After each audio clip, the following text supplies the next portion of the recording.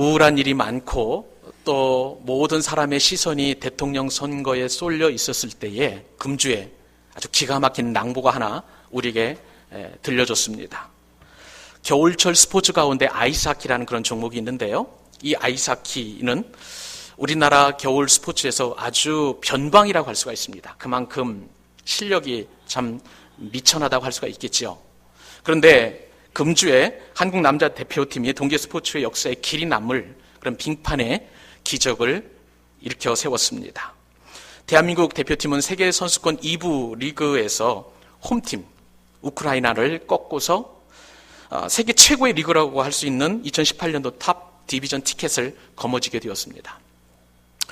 이것이 얼마나 큰 쾌거인가 여러분 잘 모르시겠습니다만은 이렇게 생각하시면 되겠습니다. 1958년도에 우리나라가 스위스 월드컵에 본선에 진출한 그런 큰 쾌거라고 보시면 되겠습니다. 그동안 우리나라 대표팀은 2014년도 2부 리그에서 어떤 일을 경험하게 되었냐면요. 오전 전패를 당하게 되었습니다. 그래서 2부 리그에서 3부 리그로 강등이 될 정도로 실력은 형편없는 실력이었는데, 그런데 이런 상황 속에서 만약에 평창 올림픽에서 이 아이스하키의 종목에 출전하게 된다면 아마 강국의 수십 대 0으로 대패하는, 아마 개망신을 당하는 그러한 실력이었습니다. 이런 실력을 갖고 있었던 국가대표팀에게 변화가 일어나기 시작했는데, 그것은 지난 2014년도 7월 달에 우리나라 국가대표팀의 백지선 감독이 부임하게 되면서 작은 변화가 일어나게 되었습니다. 이전까지의 대표팀 분위기는 이렇습니다. 라카롬이라고 왜 선수들이 옷 갈아입는 곳 있죠? 그곳에 보면 막 아이스하키 장비들도 널브러져 있고 각종 옷이나 신발도 이렇게 무질서하게 있었고, 선수들도 밖으로 외출할 때 슬리퍼 신고 나가는 그런 상황이 있었더랬습니다. 한마디로 경기도 임하기 전에 벌써 정신 상태라든지 여러 가지 또 경기에 임하는 그런 사전 준비가 전혀 이루어지지 않았던 그런 상황이었었던 것이죠. 그런데 백지선 감독이 부임하면서 선수들의 의식 변화를 주문하였습니다. 대한민국 국가대표팀이라는 작은 노트를 주게 되면서, 그리고 거기에는 우리는 가족이다, 서로를 위해서 싸운다라는 글귀를 집어넣어가지고 아이스하키는 개인이 아니라 팀으로 뛴다라는 그런 희생 정신을 강조를 했던 것입니다. 그러면서 감독이 모토로 제시한 글이 하나 있었어요. 그것은 무엇이냐면 Win all battle, 모든 경기에서 승리하라는 아주 지고지순한 그러한 모토를 제시해 주었습니다. 그리고 경기뿐만 아니라 몸가짐이라든지 혹은 마음가짐에서도 승자의 태도를 가질 것을 주문을 하게 되었습니다. 패배의식에 젖어들어 있었던 이러한 국가대표 선수들에게 백 감독의 이러한 비전 제시와 그 다음에 승리를 향한 갈망은 모든 선수들이 공감을 하게 되었고, 그러면서 이제 삶에 조금씩 변화가 일어나게 되었습니다. 지저분하던 라카룸이 조금씩 정비가 되더니 깨끗하게 변하게 되었고요. 선수들도 이제 밖으로 외출할 때 꼭 정장을 입고 그렇게 외출을 하게 되었던 것입니다.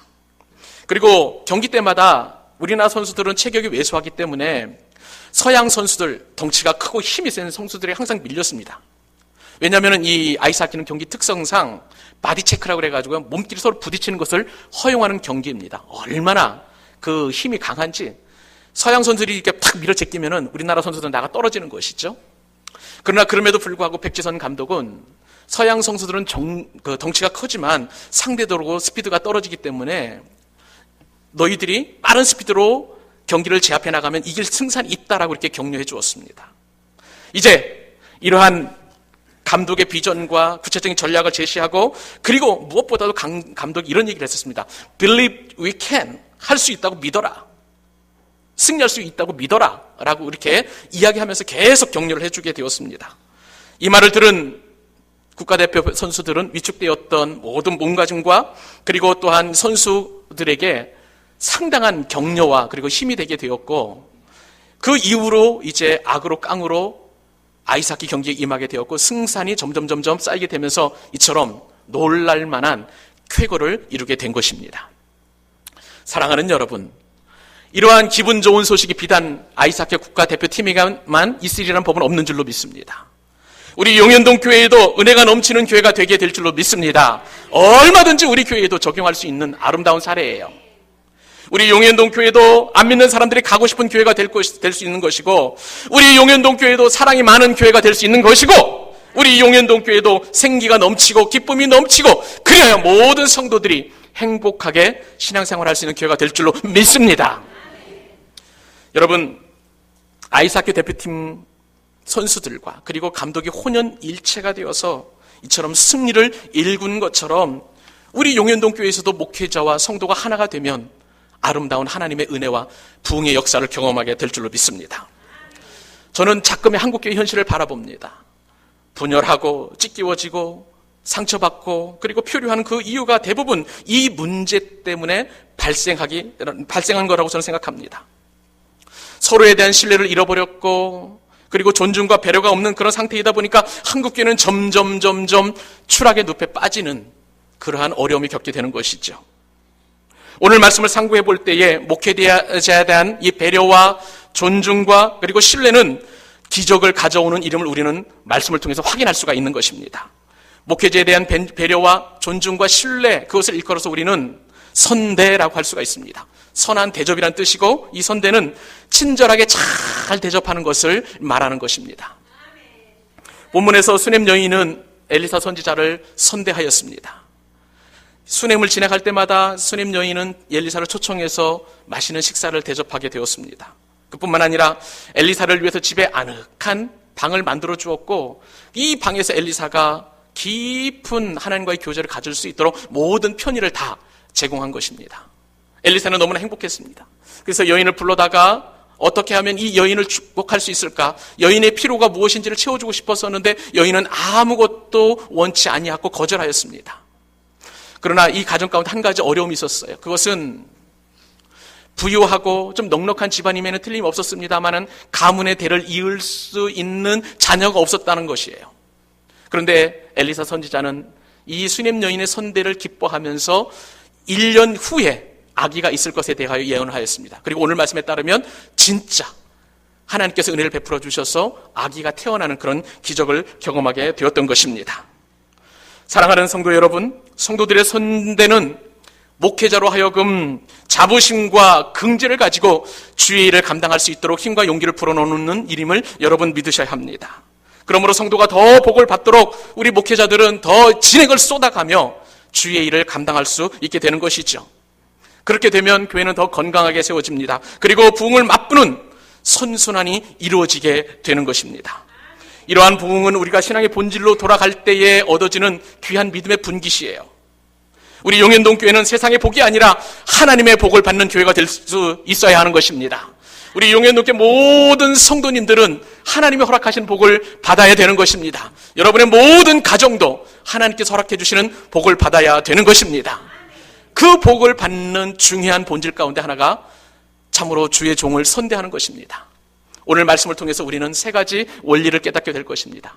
깊은 믿음의 원리를 깨닫고 이 말씀에 순종하여 모두 주의 복을 받는 거룩한 주의 백성들 될 수 있기를 바랍니다. 그러면 오늘 말씀을 통해서 복을 얻는 선대의 첫 번째 원리는 무엇일까요? 그것은 바로 진심을 다해 선대하라는 것입니다. 진심을 다해 선대할 때 하나님께서는 복을 얻는 그런 축복을 주신다는 것이죠. 오늘 본문이 배경이 된 그 시대는 이스라엘이 남북으로 나뉘어진 이후에 주전 약 851년경이라고 할 수가 있습니다. 이때는 북이스라엘의 통치자가 바로 여호람 왕이었습니다. 근데 이 여호람 왕은 어떤 사람이었느냐? 북이스라엘 왕국 가운데 가장 악한 왕이라고 정평이 나 있는 아합의 둘째 아들이었어요. 아합이 하나님 앞에 목전에서 악을 행하여 이제 하나님의 심판을 받아 죽게 되었습니다. 그 뒤를 이어서 첫 번째 아들인 아하시아가 왕이 되었는데, 아하시아 역시도 하나님 앞에 악을 행하였기 때문에 즉위 2년 만에 이제 물러나게 되었죠. 하나님의 심판을 받게 되었습니다. 그 뒤를 이어서 여호람이 왕이 되었는데, 여호람 역시도 아합의 정도까지는 가지 않았지만 아합 못지않게 성경은 여호와 보시기에 악한 왕이었다라고 평가하고 있습니다. 그러므로 이런 상황 속에서 북이스라엘은 여호와의 신앙이 굉장히 희귀하게 되었어요. 하나님의 말씀이 선포되지 않는 그런 암울한 영적인 흐름이 북이스라엘 가운데 가득 드리워진 그런 상황이었습니다. 이런 암울한 영적 상황에서 엘리사가 얼마나 부지런히 사역을 했을지는 우리가 미루어 짐작해 볼 수 있을 것입니다. 수넴 여인은 이렇게 쉴 새 없이 주의 사역을 감당하는 그 엘리사를 성심성의껏 섬겼습니다. 그런데 이 섬기는 것이 한두 번이 아니었어요. 이 엘리사 선지자가 수넴을 지낼 때마다 자발적으로 즐거운 마음으로 자원해서 정중하게 정성을 다해서 일편단심으로 엘리사 선지자를 섬겼습니다. 그 말씀이 바로 8절 말씀에 기록이 되어 있는데 제가 다시 한번 읽어드리도록 하겠습니다. 하루는 엘리사가 수넴에 이르렀더니 거기에 한 귀한 여인이 그를 간곤하여 음식을 먹게 하였으므로 엘리사가 그곳을 지날 때마다 음식을 먹으러 그리로 들어갔더라. 여러분, 이 말씀에 따르면 수넴 여인은 엘리사를 간곤하여 음식을 대접했다라고 이렇게 성경에 기록되어 있습니다. 여기서 간곤이라는 말이 굉장히 좀 중요한 단어인데요. 영어 성경에 보니까 urged, 열정을 하고 있었다는 거예요. 열망했다는 거예요. 그리고 persuade, 사정사정했다는 거예요. 그리고 간절히 부탁했다는 거예요. 엘리사는 원치 않았음에도 불구하고 수넴 여인이 이처럼 간청하고 열망하고 부탁해서 이 수넴을 지날 때마다 음식을 먹게 한 그런 대접을 한 것입니다. 여기에는요, 엘리사 선지자의 성격이 한몫을 하게 되었습니다. 본래 이 엘리사 선지자는 어떤 성격을 가졌냐면은 물질이 굉장히 깨끗한 사람이었고, 그리고 무엇보다도 남에게 신세지기를 굉장히 싫어하는 그러한 선지자였습니다. 예를 들어 볼까요? 우리가 잘 아는 것처럼 수리아에 나아만 장군이라는 사람이 있었습니다. 근데 이 나아만 장군이 문둥병이 들게 되었어요. 나병이 들게 되었습니다. 그런데 엘리사를 찾아가면 이제 효과를 볼 것이라는 부하의 말을 듣고 엘리사를 찾아와서 어찌어찌 해가지고 이제 순종해서 모든 나병이 다 낫게 되었어요. 얼마나 고맙고 얼마나 감사하겠습니까? 그래서 나아만 장군은 엘리사에게 정성껏 예물을 드렸어요. 그런데 엘리사 선지자가 어떻게 이야기하냐면 열왕기하 5장 16절 말씀에 따르면 나의 섬기는 여호와의 사심을 가리켜 맹세하노니 내가 받지 아니하리라. 나아만 장군은 계속해서 권면합니다. 계속 이 예물을 드리고 싶다고 몇 번이나 간청했음에도 불구하고 끝내는 엘리사 선지자가 그 예물을 받지 않았습니다. 그런데 여러분, 오늘 본문에 보니까 엘리사 선지자가 이 수넴을 지날 때마다 음식을 먹으러 들어갔으니 정말 이것은 특별한 일이 아니라고 할 수가 없는 것이죠. 수넴 여인은 누가 시켜서 일을 하지 않았습니다. 수넴 여인은 자원해서 엘리사를 선대하되 진심을 다해 섬겼기 때문에 이처럼 깐깐하고 이처럼 또한 남에게 신세지기를 싫어하는 엘리사가 그 대접을 기꺼이 받은 것이죠. 거기에는 바로 수넴 여인의 진심이 들어가 있었다는 것을 엘리사 선지자는 잘 알고 있었습니다. 저는 말씀을 묵상하면서 우리 교회에도 진심을 다해서 선대하시는 우리 성도님들이 생각이 났습니다. 제가 새벽 교대를 섬기다 보면 참 너무나 가슴 뭉클한 일이 있어요. 저는 가끔씩 이제 강단에서 설교를 하다 보면은 입이 잘 마를 때가 있습니다. 지금도 입이 너무 마른데요. 이렇게 한 잔 마시겠습니다. 근데 새벽 기도회 때마다 물을 좀 잘 마시니까 그것을 알고 누군지 모르겠어요. 어떤 분인지 모르겠지만 무명의 성도님이 이 머그컵에다가 차갑지도 않고 뜨겁지도 않게 물을 정성스럽게 올려두습니다. 저는 이 물을 마실 때마다 그 성도님의 진심이 느껴져서 얼마나 감사한지 몰라요. 또 어떤 성도님은 제가 이제 들어가게 되면은 항상 구두가 이제 그 들어가는 진행 방향 쪽으로 놓여 있지 않겠습니까? 그런데 제가 새벽 기도 마치고 나오다 보면 이 구두가 뒤로 돌려져 있어요. 제가 신기 편하도록. 그것을 보면서 얼마나 제 마음이 뭉클한지, 진심으로 목회자를 선대하는구나. 그 마음이 느껴지는 거예요. 우리 교회 장로님들도 진심으로 저를 선대해 주십니다. 어떤 장로님은 정말 사비를 털어서 정성스럽게 식사 대접을 해주시는 장로님이 계시는가 하면 어떤 장로님은 정말 목회 잘할 수 있도록 늘 격려해 주시고 기도해 주세요. 끊임없이 그렇습니다. 또 어떤 은퇴 장로님께서는 제가 목회에 어떤 지혜가 필요할 때마다 아낌없이 이렇게 조언을 해주세요. 참 감사합니다. 진심이 느껴져요. 또 어떤 장로님은요, 저랑 악수를 하는데 꼭 이렇게 악수를 해주시는 거예요. 제가 그 장로님과 악수할 때마다 얼마나 황공한지 저를 선대하시는 그 장로님의 진심이 느껴지는 것이죠. 우리 교회 어떤 성도님은 김치를 담갔으면 담았다고 이렇게 가져오시기도 하시고, 또 어떤 분들은 장아찌, 그 다음에 뭐 된장 시골에서 올라왔다고 보내주시기도 하시고, 참 그 마음이 너무나 귀해요. 어떤 성도님께서는 또 텃밭에다가 상추를 갖고 왔다고, 이게 그 뭐라 그럴까요? 상추 조금, 봄나물 한 움큼, 과일 조금, 뭐 이런 것들. 그런 것들이 목회자를 선대하는데요. 비싸고 좋고 그런 것이 아니라 그 마음의 진심이 느껴지는데 얼마나 목회자를 격려하는지 모릅니다. 사랑하는 여러분, 이러한 선대는 하나님을 기쁘시게 하는 것인 줄로 믿습니다. 사람을 기쁘시게 하는 게 아니에요. 사람의 마음도 이처럼 기쁘게 하는데 하나님께서 허락해 주시는, 그리고 하나님께서 세워주신 주의 종을 선대한다는 것은 하나님께서 정말 그것에 대하여 가만히 있지 않으세요. 에베소서 6장 24절 말씀에 따르면 이러한 성도들에 대하여 놀라운 축복으로 하나님께서는 우리에게 은혜를 내려주십니다. 우리 주 예수 그리스도를 변함없이 사랑하는 모든 자에게 은혜가 있을지어다. 주님을 사랑하는 모든 분들에게, 주의 종을 선대하는, 그리고 주의 종을 세워주신 하나님을 경외하는 모든 사람들에게 하나님의 은혜가 넘쳐나게 이루어질 줄로 믿습니다.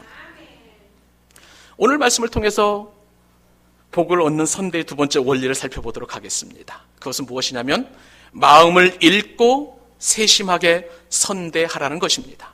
마음을 읽고 세심하게 선대하라. 오늘 본문이 배경이 되는 이 수넴이라는 곳은 아주 특별한 곳이에요. 성경에는 그리 많이 등장하지 않습니다. 이스라엘 백성들이 출애굽한 이후에 가나안 땅에 정착할 때에 이 수넴이라는 작은 성읍은 이사갈 지파에 분배가 되게 되었고요. 그리고 결정적으로 이 수넴이 성경에 등장하는 때는 오늘 본문뿐만 아니라 이스라엘 백성들의 초대 왕이었던 사울 왕이 마지막 전투를 치를 때에 블레셋과의 전투를 치르게 되는데, 근데 블레셋 군이 진을 쳤던 곳이 바로 이 수넴이에요. 이 수넴은요, 변방입니다. 그리고 사람이 살지 않는 인적이 드문 곳이고 외진 곳이에요. 우리로 치면은 강원도 인제나 화천쯤 되는 곳이라고 할 수가 있겠습니다. 공기 맑고 뭐 사람이 드문 그런 곳이라고 좀 할 수가 있겠죠. 근데 오늘 본문에 보니까 인제댁이나 혹은 화천댁이라고 불릴 만한 수넴 여인, 이름도 없어요. 그냥 수넴 여인, 수넴댁입니다. 수넴댁에 엘리사를 선대했다라는 그러한 이야기가 나오는데, 근데 이 수넴 여인의 엘리사의 선대는 그냥 식사 몇 끼를 대접하는 것으로 그냥 거기서 그치는 것이 아니었어요. 엘리사가 아무것도 요청하지 않았음에도 불구하고 이 수넴 여인은 매우 세밀하고 그리고 매우 자세하게 선대하였다는 것을 성경은 말씀해 주고 있습니다. 엘리사의 마음을 읽은 것이죠. 그리고 신경을 써서 이 엘리사가 구체적으로 무엇을 필요로 하는지를 먼저 알고 그렇게 대접을 한 거예요. 수넴 여인이 선대할 때 특별히 엘리사가 방해받지 않도록 담이 있는 다락방을 만들어 놓았습니다. 담을 만들어 놓으면 본체와 좀 구분이 되겠죠. 그래서 외부에 계단을 놓아가지고 얼마든지 엘리사가 본체에 있는 수넴 여인이나 혹은 남편과 상관없이 바깥 출입이 자유로울 수 있도록 그렇게 방을 만들었고, 그리고 그 방에는 침대도 놓아드렸고 책상도 놓아드렸고 의자도 놓고 그리고 촛대도 놓아주었어요. 그렇게 한 이유가 무엇일까요? 엘리사가 깊은 그런 영성을 가지고 하나님과 더 깊은 교제를 나눌 수 있도록 말씀 준비, 그 다음에 말씀 연구, 그리고 기도할 수 있도록 모든 환경과 그리고 조건과 그리고 그런 상황을 만들어 준 것이죠. 이것이 바로 수넴 여인의 기가 막힌 그런 선대였던 것입니다. 엘리사는 이제는 아무런 부담이 없이 휴식을 취할 수 있었어요. 엘리사는 부담 없이 말씀을 연구할 수 있었고 말씀을 묵상할 수 있었습니다. 그리고 마음껏 여호와 하나님 앞에 기도할 수 있도록, 그리하여 영적으로 흐려지고 무뎌진 이 북이스라엘을 영적으로 개혁할 수 있는 놀라운 영적인 터전을 바로 이곳에서 할 수 있도록 그렇게 수넴 여인이 제공을 해 놓았던 것이죠. 그만큼 꼼꼼하게 아주 세밀하게 수넴 여인은 엘리사를 섬겼던 것을 볼 수가 있습니다. 그렇습니다. 믿음의 교우 여러분, 성도가 목회자를 선대할 때 가장 중요한 것은 목회자가 목회의 본질에 집중할 수 있도록 목회자의 마음을 읽고 그 필요를 채워주는 것임을 여러분 믿으시기 바랍니다. 목회자는 교회와 성도들을 위해서 영적으로 온갖 굳은 일을 다 하는 사람들이에요. 만약에 성도들 가운데 한 사람이 시험에 들어서 교회에 못 나온다라는 소식을 듣게 되면 잠을 못 잡니다. 새벽 1시간, 2시간 잠깐 눈 붙이고 일어나서 계속 기도해요. 그러면 눈이 빨개집니다. 그 눈을 가지고 와서 새벽 기도에 나와가지고 새벽 기도를 섬기고 또 여러분 다 돌아간 뒤에도 그 분을 놓고 기도해요. 얼마나 마음이 아픈지 몰라요. 어디 그뿐입니까?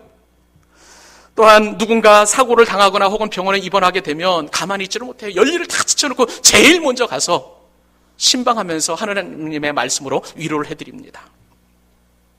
상을 당하면 휴일도 없어요. 그래서 예배로 섬기고 최선을 다해서 하나님의 위로를 전하도록 그렇게 열심히 수고합니다. 설교 준비할 때요, 그냥 준비하는 게 아닙니다. 밤을 지새울 때가 많고, 그리고 저 같은 경우에는 새벽기도 마친 이후에 거의 집으로 못 돌아갈 때가 많아요. 그럼 하루 종일 제 서재에서 말씀과 씨름합니다. 설교 한 편 준비하기 위해서 그냥 뚝딱 하는 게 아니에요. 책을 관련 서적을 수십 권 놓고 보고, 그 다음에 인터넷도 검색하고, 백과사전도 보고, 할 수 있으면 우리 성도님들이 어떻게 하면 말씀의 은혜를 받을 수 있을까 기도하면서 그렇게 말씀 한 편 한 편을 준비합니다.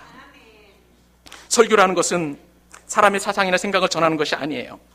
피조물인 주제에 어떻게 창조주신 하나님의 말씀을 전한단 말입니까? 그래서 정말 겸손하게 말씀을 깊이 묵상하고 하나님의 뜻이 어디 있는지 먼저 은혜 받고 기도하면서, 그리하여서 정말 이 말씀을 증거하는데, 이 사역이 얼마나 엄중한지 이 사역을 경험해 보지 않은 분들은 이 사역의 엄중함을 모르는 것이죠. 어디 그뿐입니까? 성도들은 밤낮 없이 목회자를 찾을 때가 많아요. 인생 상담, 신앙 상담, 찾아와서 목양실에서 기도해달라고 부탁하기도 하고 전화도 수시로 하십니다. 그러다 보면은 1년 365일 쉬는 시간 없이 정말 영적으로 굳은 일, 어려운 일, 그런 일들을 할 수밖에 없는 그런 상황 가운데 있어요. 저는요, 특별히 설교와 관련해서 옥하는 목사님을 멘토로 삼고 있습니다. 사랑의 교회 옥하는 원로 목사님은 저에게 이런 가르침을 주셨어요. 서재에서 1시간이 강단에서 1분이다. 저는 그런 말씀으로 정신으로 말씀을 준비합니다. 정말 진액을 다 쏟아서 이렇게 말씀을 전하는 것이죠. 여러분, 그러므로 목회자는 주일만 반짝 나와가지고 예배 인도하고 설교 한 편하고 끝나는 게 아니에요. 여러분들이 쉬는 시간에, 여러분들이 주무시는 시간에 목회자는 깨어있고, 여러분 한 사람 한 사람을 위해서 기도하고 말씀을 준비하고 연구하는 그런 일들이에요. 그만큼 수고와 에너지와 그 다음에 집중력이 상상도 초월할 수 없을 만큼 그렇게 영적으로 굳은, 영적으로 힘든 일을 하는 사람이 바로 목회자인 것입니다. 이런 목회자에게 가장 기쁘고 행복한 것은 무엇이냐면, 성도가 목회자의 고충과 수고를 알아주되 마음을 알아줄 때입니다. 마음을 알아줄 때. 오늘 본문에 보니까 엘리사 선지자가 수냄 여인의 마음의 중심을 보게 되었어요. 나의 마음을 알아준 이 수냄 여인을 어떻게든지 간에 축복하고 싶은 그 마음이 오늘 본문에 기록이 되어 있습니다. 11절로 13절 상반절에 이렇게 기록이 되어 있어요.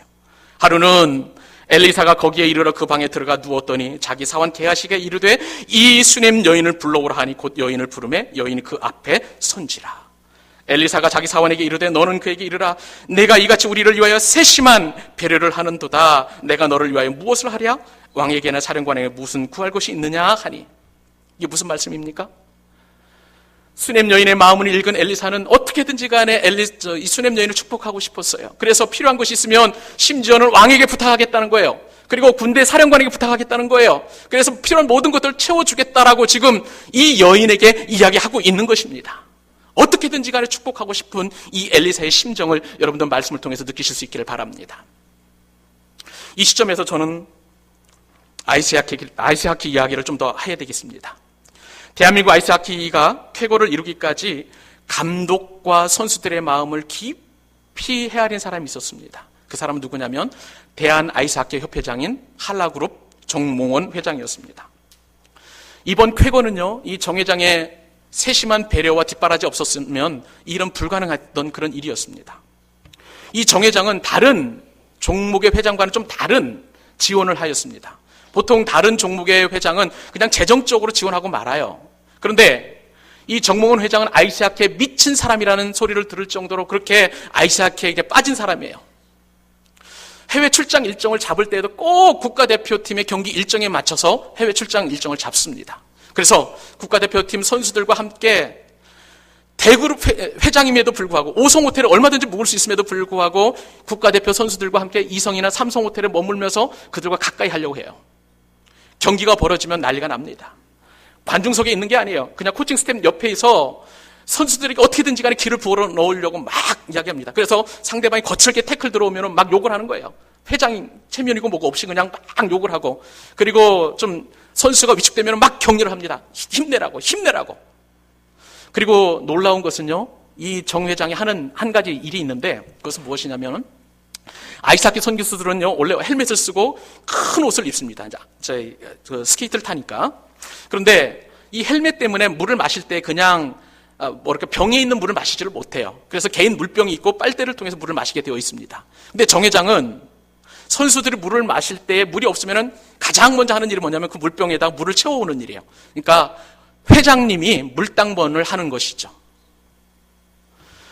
원래 이 정회장은 아이스하키 스틱도 잡아본 적이 없는 그런 사람이었지만은요, 이처럼 하도 많은 경기를 보고 국가대표팀 경기를 관람하다 보니까 이 아이스하키에 대한 아주 기가 막힌 여러 가지 전략들을 많이 만들어낼 수 있는 그런 전략가가 되었어요. 그래서 이 사람이 잠이 안 올 때 숙소에서 하는 일이 있습니다. 대한민국 국가대표팀 아이스하키 선수들의 라인업을 짜는 거예요. 이 선수는 이쪽에 라이트, 이 선수는 왼쪽에 레프트, 뭐 이런 식으로 해가지고 어떻게 하는 거예요. 근데 여러분, 참 기가 막힌 것은 절대 자신의 생각이나 이 전략을 감독에게 얘기하지 않는 거예요. 월권하지 않는 것이죠. 그리고 할 수만 있으면 어떻게든지 간에 이 감독이 최선을 다해서 선수들을 격려하고 좋은 경기력을 향상할 수 있을지 세심하게 그 모든 필요를 채워주고 자기가 할 수 있는 그 선에서 딱 마무리하고 마는 것이죠. 기가 막힌 전략가였고 기가 막힌 그런 어떤 후원가입니다. 그러므로 국가대표가 엄청난 그런 실력을 통해서 이처럼 세계적인 그런 아이스하키 팀으로 만들어지게 된 것이죠. 사랑하는 믿음의 교회 여러분, 우리 교회도 이러한 아름다운 팀워크가 이루어질 수 있기를 바랍니다. 정말 목회자는 목회자로서 또 성도는 성도로서의 그 본질과 역할과 사명을 감당할 때에 우리에게도 하나님이 주시는 놀라운 은혜 안에 모든 교회와 교우들이 참으로 그 안에 들어가서 기쁨과 행복을 누리는 신앙생활을 하게 될 줄로 믿습니다. 세 번째 원리입니다. 복을 얻는 선대의 원리 세 번째는 사람이 아니라 하나님 중심으로 선대하라는 것입니다. 따라서 하십시다. 사람이 아니라 하나님 중심으로 선대하라. 사랑하는 여러분, 오늘 본문에 나오는 이 수넴 여인의 섬김은요, 한 사람 엘리사에게 집중된 것이 아니었어요. 이 엘리사를 선지자로 세우신 하나님이 그 심령 깊숙한 곳에 담겨져 있기 때문에 이처럼 귀한 선대를 할 수 있었던 것입니다. 수넴 여인의 선대가 이처럼 귀한 것은 사람의 중심을 두는 것이 아니라 하나님께 있었기 때문에 그것은 성경적이었고 매우 바람직한 것이고 저와 여러분이 본받아야 될 선대가 되는 것입니다. 수넴 여인은 엘리사를 위한 선대의 마음을 가지고 남편에게 다음과 같이 정중하게 요청합니다. 9절과 10절 말씀인데, 여인이 그의 남편에게 이르되 항상 우리를 지나가는 이 사람은 하나님의 거룩한 사람인 줄을 내가 아노니 청하건대 우리가 그를 위하여 작은 방을 담위에 만들고 침상과 책상과 의자와 촛대를 두사이다. 이렇게 성경에 기록이 되어 있습니다. 여러분, 이 말씀 가운데에서 우리가 집중해야 될 말씀은 엘리사를 남편에게 소개할 때에 하나님의 거룩한 사람이라고 소개하고 있다는 부분이에요. 성경에는요, 놀랍게도 하나님의 사람이라는 표현들이 많이 나와 있습니다. 모세를 하나님의 사람이라고 표현했고, 또한 사무엘을 하나님의 사람이라고 표현했고, 엘리야도 하나님의 사람이라고 표현하고 있습니다. 그런데 성경에 보면 하나님의 거룩한 사람이다 라고 표현한 것은 이 수넴 여인이 엘리사를 볼 때 딱 한 번 나오는 거예요. 여러분, 이게 무슨 말입니까? 하나님의 사람이라는 것과 하나님의 거룩한 사람이라는 것은 도대체 어떤 차이가 있다는 것입니까?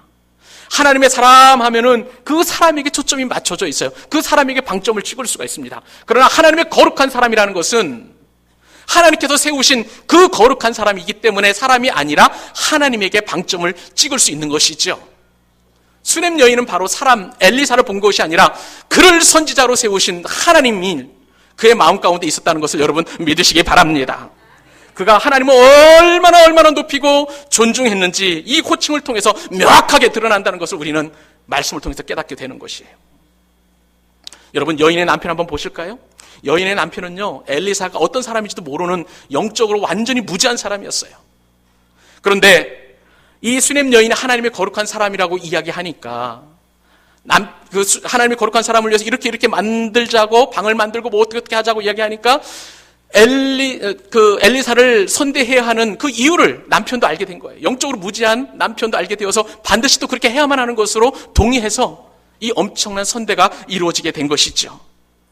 결국은 여인의 마음 가운데에는 하나님이 그 마음 심령 가운데 중심에 있었다는 것을 알 수가 있습니다. 수넴 여인의 여호와 신앙이 평소 얼마나 고결했는지를 나타내주는 상황 증거가 바로 이 말씀이에요.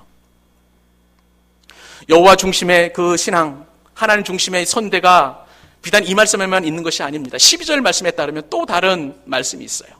이제 엘리사가 여인이 베풀어 놓은 그 선대를 벗고 기분이 굉장히 좋았어요. 행복했어요. 그래서 여인을 불러왔습니다. 게하시를 통해서 불러서 왔는데, 그런데 여인이 엘리사 앞에 설 때 이 섰다라는 단어가 굉장히 중요한 단어예요. 아마드라는 히브리 말을 쓰는데, 이것은요 그냥 무미건조한 단어가 아니에요. 성경에서 이 아마드라는 단어 아주 특별한 용도에 쓰이는데 신하가 왕 앞에 설 때에만 쓰는 단어예요. 여러분, 지금 이 수넴 여인은 왕 앞에 선 게 아니에요. 엘리사 앞에 서 있습니다. 사람입니다. 그런데 왜 이처럼 왕 앞에 서는 신하와 같은 그러한 자세로 서 있을까요? 그것은 바로 만왕의 왕이신 여호와를 수넴 여인 마음 가운데 깊이 인식하고 있기 때문에 엘리사 앞에 섰지만, 그러나 하나님 앞에 선 것으로 여길 정도로 그렇게 하나님 중심적인 신앙을 하게 된 것입니다. 이처럼 수넴 여인은 철저하게 하나님 중심이었어요. 사랑하는 여러분, 오늘 말씀 가운데 목회자를 선대하라는 이 메시지가 상당히 불편한 마음을 가져올 수도 있을 것 같습니다. 또 여러분들 가운데서는 목회자는 사례비를 받고 교회에서 봉사하는데 나는 오히려 교회에 헌금도 바치고 시간도 바치고 몸도 바치고 그렇게 봉사하는데 여기에 목회자까지 선대하라는 그런 메시지가 여러분들 마음을 기쁘게 하지 않을 수도 있을 것 같아요. 여러분, 한번 사례비 받고 교회에서 한번 목회해 보실랍니까? 여러분, 직업으로 목회는 못하는 것이에요. 제가 만약에 직업으로 이 목회직을 하고 있다면 저는 목회직 감당 안 할 겁니다. 다른 직업을 가질 거예요. 하나님이 주신 사명 때문에 하는 것입니다. 사랑하는 여러분, 우리는 이 말씀 앞에 여러 가지 생각을 할 수가 있습니다. 어떤 분들은 이렇게 생각할 수도 있어요. 무슨 2조 시대도 아니고 캐캐묵은 그런 이야기를 하느냐. 맞아요. 지금 2조 시대가 아닙니다. 2조 시대가 아니기 때문에 우리는 자원함으로 선대를 해야 되는 거예요. 2조 시대는 정치적이었어요. 그리고 강력한 법에 의해서 하루 그 유교적인 그런 어떤 관습에 의해서 어쩔 수 없이 왕을 선대해야 하고 그 다음에 자기보다 나은 상사를 그리고 어른들을 선대할 수밖에 없었습니다. 자신의 마음과는 상관이 없었어요. 그런데 성경에서는 그렇지 원치 않으세요. 이것을 율법이나 어떤 강제 규정이 아니라 마음으로 자원함으로 기쁨으로 그리고 참으로 즐거움으로 선대하도록 성경은 말씀해주고 계시는 것입니다. 왜 그럴까요? 왜 자원함으로 목회자를 선대해야 합니까? 이 목회자는 하나님께서 세우셨기 때문에 그렇습니다.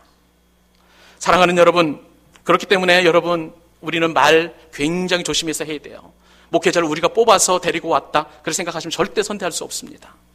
내가 뽑았다, 우리가 뽑았다는 것은 하나님의 주권을 무시하는 거예요. 만약에 그런 어떤 생각을 가지고 계시다면 또 다른 목회자를 뽑을 수 있는 거예요. 여러분 절대 그렇게 생각하지 마십시오.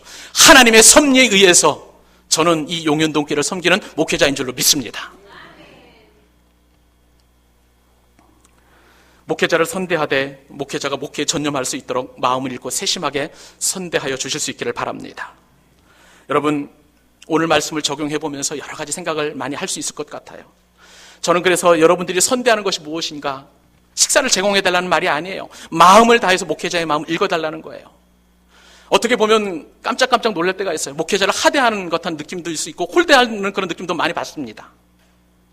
어떤 때 그렇습니까? 여러분들이 중직자임에도 불구하고 정말 공예배에 나올 수 없을 상황이 되면 좀 목회자가 얘기를 해주셔야 돼요. 여러분은 못 가도록 말리는 게 아니지 않습니까? 성도 한 분이 안 나오시면 얼마나 불안한지 몰라요. 저분에게 어떻게 교통사고 당하셨는지, 어려움은 없는지.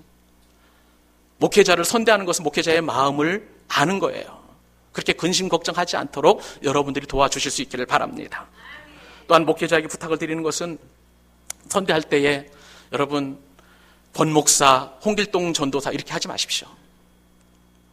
반드시 그냥 권 목사님, 나이가 어리다 할지라도 홍길동 전도사님 이렇게 해주실 수 있기를 바랍니다. 여러분들도 그냥 아무개 장로, 홍 장로, 무슨 장로 하면 굉장히 기분이 안 좋잖아요. 하물며 하나님이 세워주신 주의 종, 이 목회자들에게 이런 이야기를 한다는 것은 있을 수 없는 일입니다. 디모데전서에 따르면 사도 바울은 디모데에게 권면합니다. 너의 연소함을 업신여기지 않도록 가르쳐라. 사랑하는 여러분, 아무리 젊은 그러한 사역자를 할지라도 하나님이 세우셨습니다. 여러분 직분자 한 분 한 분들 다 하나님이 세우셨어요. 그렇기 때문에 저는 너무나 소중해요. 그래서 권사님 한 분을 부를 때도 권권사 이렇게 부르지 않습니다. 권권사님. 정말 왜요? 하나님께서 여러분들이 직분을 주셨기 때문에 그래요. 하물며 목회자인들, 하나님이 세우신 것들은 더 명확하지 않겠습니까? 그러므로 꼭 그렇게 존중해 주실 수 있기를 바랍니다. 또한 여러분들이 봉사할 수 있는 영역에서는 여러분들이 힘껏 봉사를 해 주실 수 있기를 바라요. 교회 봉사에는 여러분이 할 수 있는 사역이 있고 또 목회자만 할 수 있는 사역이 많습니다. 말씀을 드렸잖아요. 목회자들이 할 수 있는 사역은 여러분들이 대체할 수 없는 사역이에요. 목회자가 하지 않으면 안 되는 사역들이에요. 그 목회에 전념할 수 있도록 여러분이 할 수 있는 들은 여러분들이 기꺼이 해주실 수 있기를 바랍니다. 부목사님 운전해 주시면 감사하십시오. 부목사님이 운전하기 위해서 이곳에 오신 건 아니지 않습니까? 여러분들이 하실 수 있으면 여러분들이 얼마든지 하십시오. 사랑하는 여러분, 성도의 배려와 섬김과 선대는 목회자로 하여금 성도가 할 수 없는 더 구석지고 굳은 일을 기쁘게 할 수 있도록 하나님께서 은혜를 주시는 줄 믿으시기 바랍니다. 이것이 교회의 본질로 돌아가는 거예요. 여러분이 목회자를 하대하면 하대할수록 교회는 점점 병이 들고 목회자의 마음이 병들고 아프게 되면 다 결국은 여러분들 손해예요. 그리고 한 가지 더 부탁을 드립니다. 목회자를 신성시하지 마시기 바랍니다. 여러분, 목회자를 어떻게 보면 참 부담스러워하고 힘들어하시는 것 저도 알아요. 어떤 분들은 목회자가 화장실도 안 가는 것으로 생각하시는데 절대 그렇지 않습니다. 얼마든지 화장실 가고요. 그리고 또 식사할 때에 마주 앉아서 식사하는 것 굉장히 부담스러워합니다. 너무나 신성시하기 때문에 그렇습니다. 그렇게 하지 마세요. 여러분, 말씀을 맺기를 원합니다. 목회자는 여러분이 가지 않는 목회라는 십자가의 길을 걷는 사람들이에요. 하나님이 세우셨습니다. 마음을 담아서 기쁨과 자원함으로 목회자를 선대하시고 그럴 때 어떻게든지 간에 성도 한 사람 한 사람이 복을 받을 수 있도록 그렇게 마음을 다하여 진액을 쏟아 축복하기를 원하는 그 목회자의 마음을 여러분 이해해 주실 수 있기를 바랍니다. 그런 축복과 그런 은혜가 우리 용현동교회 모든 성도와 가정과 우리 교회에 충만할 수 있기를 주님의 이름으로 축복합니다. 기도하십시다.